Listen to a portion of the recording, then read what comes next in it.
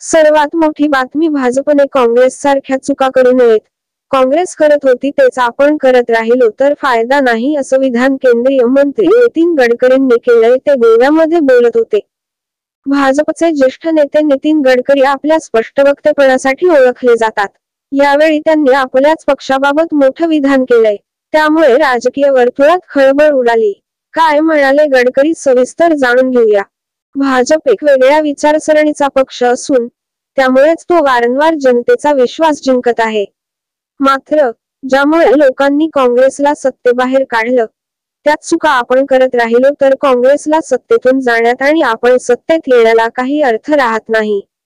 काँग्रेसच्या चुकांमुळेच भाजपला निवडून दिलंय असं गडकरी म्हणालेत.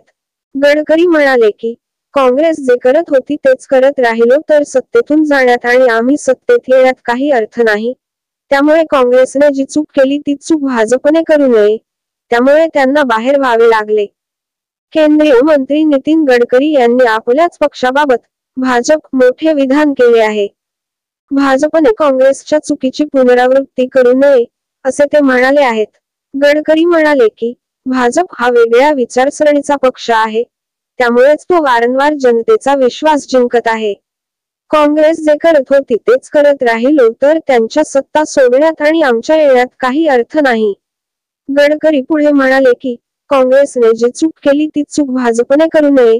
त्यामुळे सत्तेतून बाहेर पडावे लागले.